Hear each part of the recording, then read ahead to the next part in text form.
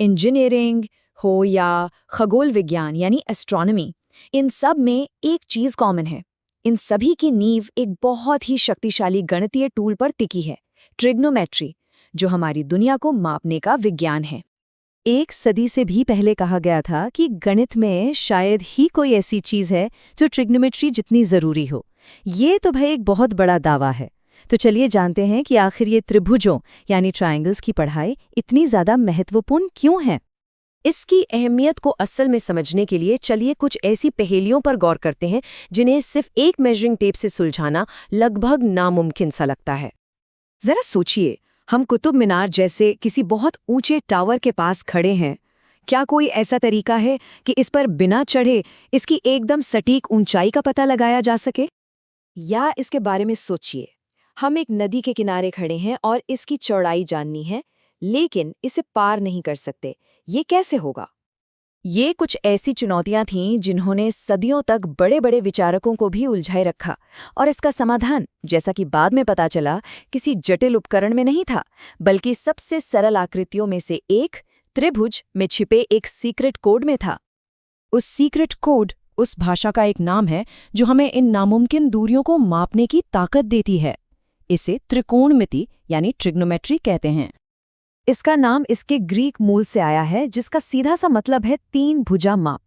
ये सिर्फ एक शब्द नहीं है, ये एक पूरा सिस्टम है जो हमें एक त्रिभुज के कोणों और उसकी भुजाओं की लंबाई के बीच के सटीक संबंधों को समझने में मदद करता है।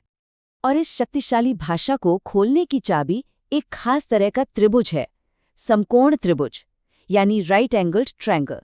इसका एक 90 डिग्री का कोण ही इसे इतना भरोसेमंद और अविश्वसनीय रूप से उपयोगी बनाता है। इस खास त्रिभुज के अंदर 3 मौलिक अनुपात यानी फंडामेंटल रेशियोज हैं। इन्हें इस भाषा के मुख्य शब्दों के रूप में सोच सकते हैं। ये वो नियम है जो हमें सब कुछ कैलकुलेट करने की सहूलियत देते हैं। रेशियोज को जानने से पहले कुछ शब्दों को ठीक से समझ लेते हैं। एक राइट एंगल्ड ट्रायंगल में सब कुछ इस बात पर निर्भर करता है कि हम किस एंगल से देख रहे हैं। सबसे लंबी भुजा हमेशा कर्ण या हाइपोटेन्यूज होती है। एंगल के ठीक सामने वाली भुजा सम्मुख यानी ऑपोजिट साइड है, और एंगल के बगल वाली भुजा संलग्न यानी एडजेसेंट साइड है। तो हमारा पहला शब्द है साइन।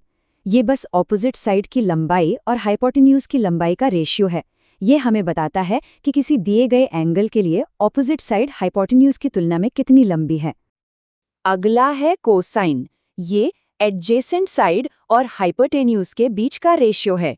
मतलब ये कि ये हमें बताता है कि बगल की भुजा सबसे लंबी भुजा की तुलना में कितनी है। और हमारा तीसरा मुख्य शब्द है टैंजेंट, जो ऑपोजिट साइड का एडजेसेंट साइड से रेशियो है। ये 3 रेशियो साइन, कोसाइन और टैंजेंट ट्रिग्नोमेट्री के बिल्डिंग ब्लॉक्स हैं। और यहाँ एक अद्भुत बात है। कमाल की बात ये है, एक निश्चित एंगल के लिए, जैसे कि 30 डिग्री, ये रेशियो हमेशा एक जैसे रहेंगे, चाहे त्रिभुज हथेली में समा जाए या एक शहर जितना बड़ा हो। यही स्थिरता ट्रिग्नोमेट्री को इतना शक्तिशाली बनाती है। तो जब हम जानते हैं कि ये रेशियोज स्थिर हैं, तो हम इस ज्ञान का उपयोग कैसे कर सकते हैं? चलिए कुछ खास एंगल्स की शक्ति का उपयोग करके इस कोड को एक्शन में लाते हैं। सदियों से गणितज्ञों ने 30, 45 और 60 डिग्री जैसे सामान्य कोणों के लिए इन रेशियोज की गणना की है और उन्हें इस तरह की तालिकाओं में संकलित किया है। ये हमारी चीट शीट है। ये हमें किसी भी राइट एंगल्ड ट्रायंगल के लिए अज्ञात भुजाओं को खोजने की अनुमति देता है, यदि हम केवल एक भुजा और एक एंगल जानते हैं। चलिए इसे इस्तेमाल करते हैं। मान लीजिए हम जानते हैं कि एंगल C 30 डिग्री है और हम जानते हैं कि ऑपोजिट साइड 5 सेंटीमीटर है। हम अज्ञात एडजेसेंट साइड BC को खोजना चाहते हैं। तो हम कौन सा रेशियो जानते हैं जिसमें ऑपोजिट और एडजेसेंट साइड शामिल है?